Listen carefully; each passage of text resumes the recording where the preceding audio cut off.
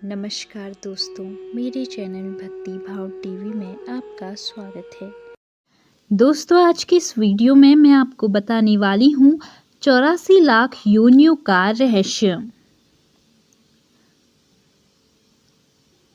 दोस्तों, हिंदुओं के लिए पुनर्जन्म कोई सिद्धांत नहीं है, बल्कि आत्मा की यात्रा को नियंत्रित करने वाला एक दिव्य नियम है।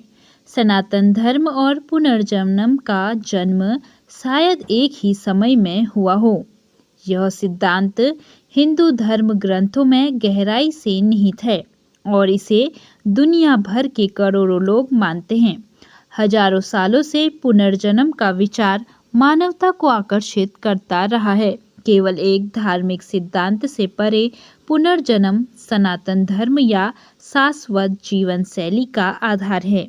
आत्मा कई जन्मों से गुजरती है और स्वयं को शुद्ध करती है।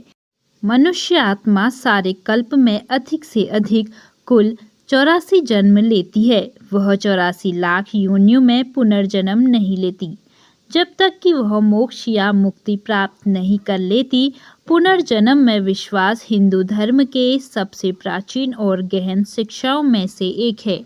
यह केवल हिंदू धर्म तक सीमित नहीं है, बौद्ध धर्म, जैन धर्म और सिख धर्म में भी सभी मान्यताएं हैं जो आत्मा की यात्रा के अपने अद्वितीय दृष्टिकोण प्रदान करती हैं। आज की इस वीडियो में मैं आपको 84 जीवनों के रहस्य को उजागर करूंगी। प्राचीन ग्रंथों में कर्म के प्रभाव और मुक्ति के मार्ग की खोज करेंगे। हिंदू धर्म में पुनर्जन्म के प्राचीन इतिहास को जानेंगे। हिंदू धर्म में पुनर्जन्म का विचार उतना ही पुराना है जितना यह धर्म स्वयं है और यह वैदिक परंपराओं में गहराई से जुड़ा हुआ है। वेद, विशेष रूप से ऋग्वेद, आत्मा की शाश्वत यात्रा का सबसे पुराना संदर्भ माना जाता है।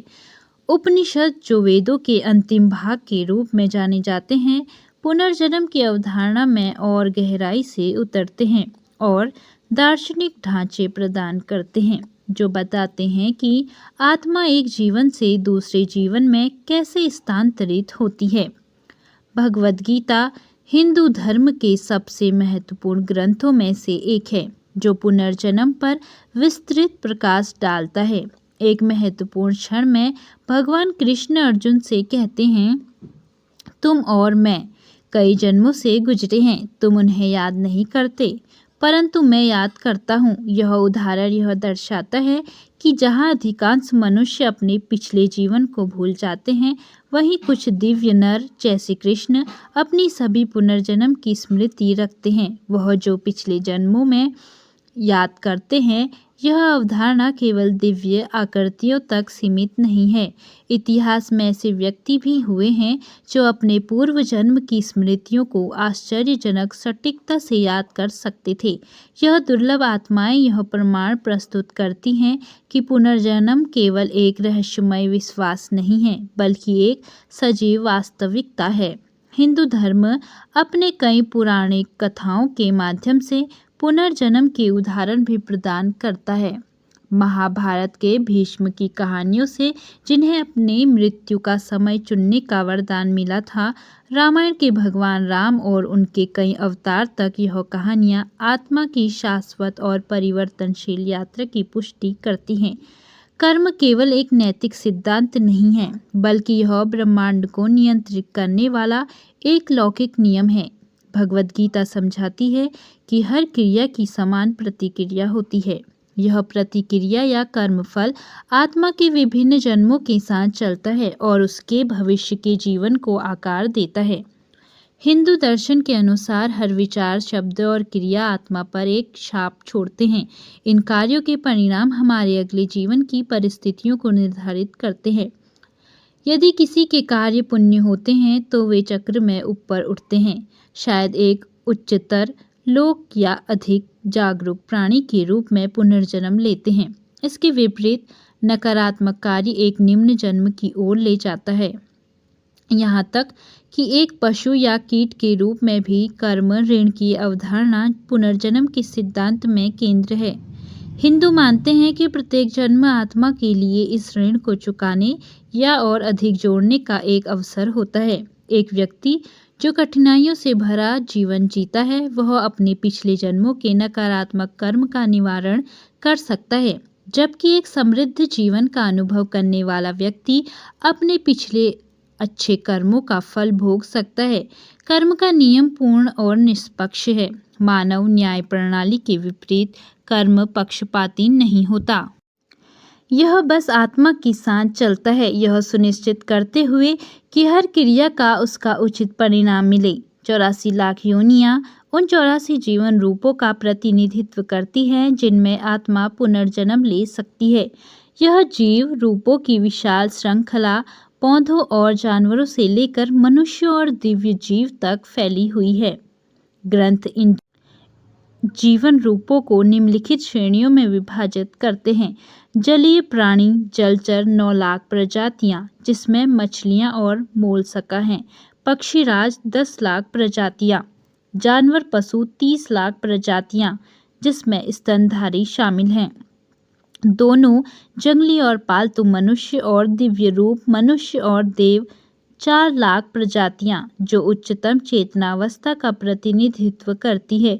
यह अवधारणा जो पुराणों में गहराई से निहित है, इस बात पर जोर देती है कि आत्मा इन सभी जीवन रूपों से गुजर सकती है, जो उसके संचित कर्मों के आधार पर निरंतर विकसित होती रहती है। एक आत्मा जो जन्मों और मृत्यु के चक्र में फंसी हुई है, एक निम्न जीवन रूप जैसे एक कीट या पौधे से शुरू हो सकती है और धीरे धीरे अपनी आध्यात्मिक प्रगति के आधार पर अधिक जटिल रूपों से गुजर सकती है। लोक अस्तित्व के विभिन्न स्तर हिंदू ब्रह्मांड विज्ञान में लोगों की अवधारणा मिलती है, जो आत्मा की मृत्यु के बाद की यात्रा को समझने में महत्वपूर्ण है। जब आत्मा भौतिक शरीर को छोड़ती है तो सूक्ष्म शरीर इन लोकों की यात्रा करता है, जिसे आत्मा के संचित कर्म द्वारा निर्देशित किया जाता है। 7 उच्च लोक और 7 निम्न लोक होते हैं, जो क्रमशः आध्यात्मिक या भौतिक अस्तित्व के विभिन्न स्तरों का प्रतिनिधित्व करते हैं। उपनिषद के अनुसार उच्च लोकों में शामिल है ब्रह्मलोक, सबसे उच्चतम लोक जहाँ आत्मा मोक्ष प्राप्त कर सकती है।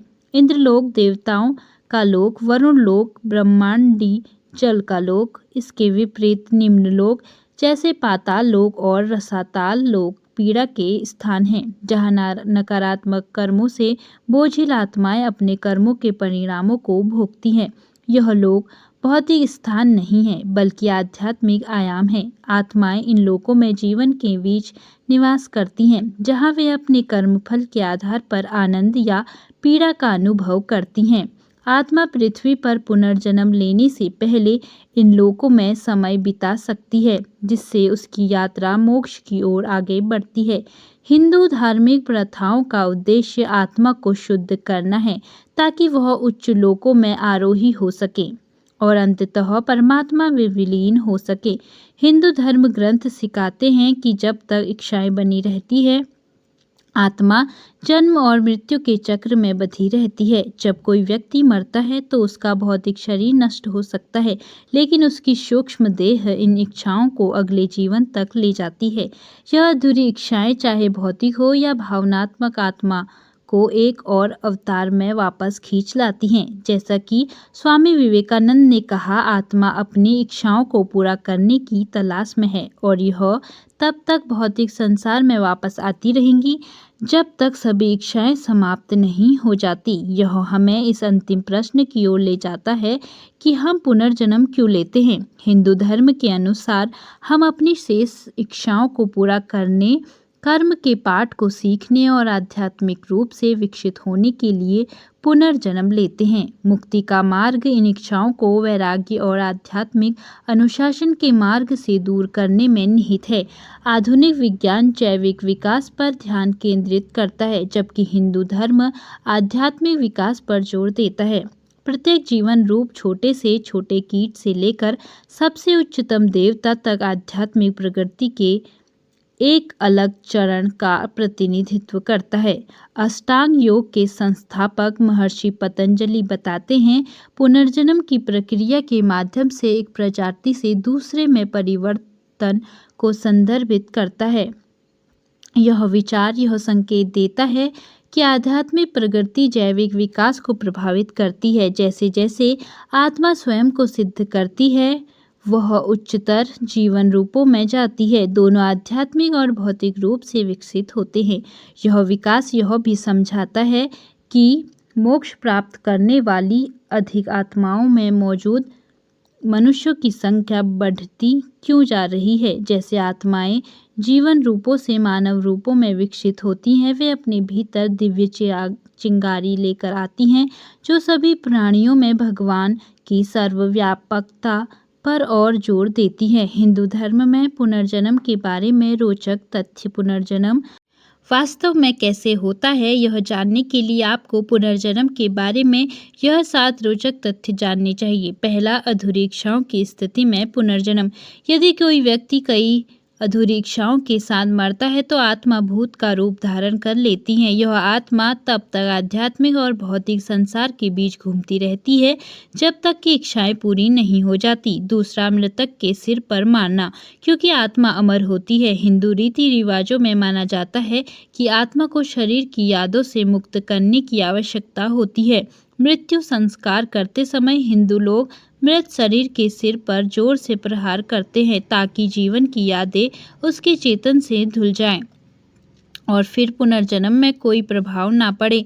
यादें अभी भी संग्रहित होती हैं, भले ही यादें धुल जाती हैं, वे अवचेतन में संग्रहित रहती हैं। हिंदू ऋषियों का मानना है कि अवचेतन मन में पृथ्वी के विकास के समय से सभी स्मृतियां होती हैं,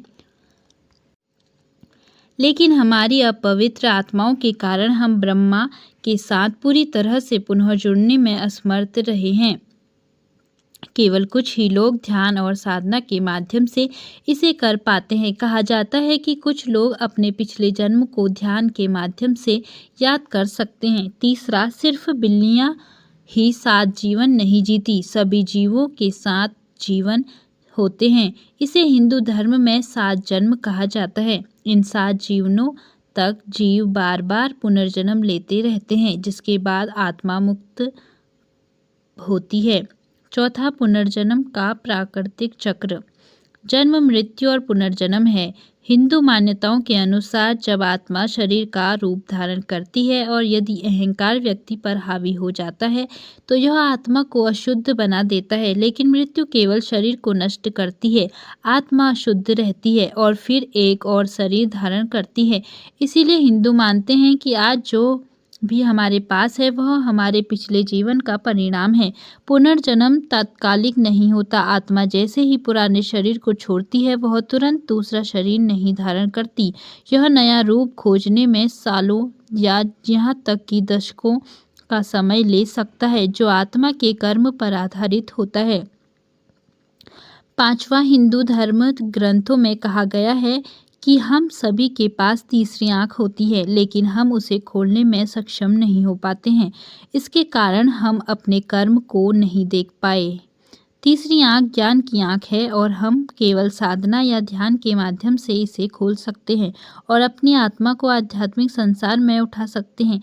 इसी तरह गौतम बुद्ध ने ज्ञान प्राप्त किया था। छठा, पापों का प्रायश्चित होना आवश्यक है। यदि पापों का प्रायश्चित नहीं किया जाता तो मनुष्य का जन्म विकलांगता के साथ होता है। जो पाप प्रायश्चित नहीं किए जाते वे व्यक्ति को नरक की ओर ले जाते हैं और फिर उसे विभिन्न पुनर्जन्म में जाना पड़ता है। जो पापी प्रायश्चित नहीं करते उन्हें पहले नरक में जाना होगा और फिर पशुओं के रूप में और उसके बाद मनुष्य के रूप में पुनर्जन्म लेना होगा। पापों का प्रायश्चित होना जरूरी है।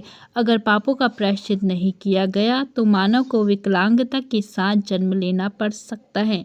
जो पाप प्रायश्चित नहीं किए गए वे व्यक्ति को नरक में ले जाते हैं और फिर वह कई पुनर्जन्म धारण करता है। जो पापी प्रायश्चित नहीं करते उन्हें नरक में जाना पड़ता है और फिर जानवरों के रूप में जन्म लेना पड़ता है और फिर मानव रूप में। सातवां, जीवन, मृत्यु और पुनर्जन्म का शाश्वत रहस्य। पुनर्जन्म केवल एक रहस्यमयी विश्वास नहीं है, यह सनातन धर्म शाश्वत मार्ग की नींव है। जीवन और मृत्यु के चक्रों के माध्यम से आत्मा विकसित होती है और अपने अंतिम लक्ष्य मुक्ति की ओर बढ़ती है।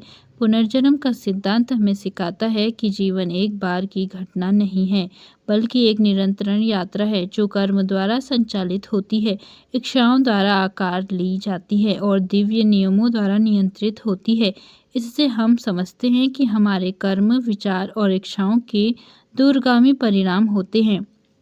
आत्मा की यात्रा हमें याद दिलाती है कि हर जीवन एक अवसर है, कुछ सीखने के लिए, बढ़ने के लिए और मोक्ष प्राप्त करने के लिए, जन्म और मृत्यु के चक्र से मुक्ति की ओर बढ़ने के लिए। तो दोस्तों, कैसी लगी आपको यह वीडियो? कमेंट करके ज़रूर बताएं और ऐसी ही बहुत सारी कहानियों, कथाओं और जानकारियों को सुनने के लिए मेरे चैनल को सब्सक्राइब करें। धन्यवाद।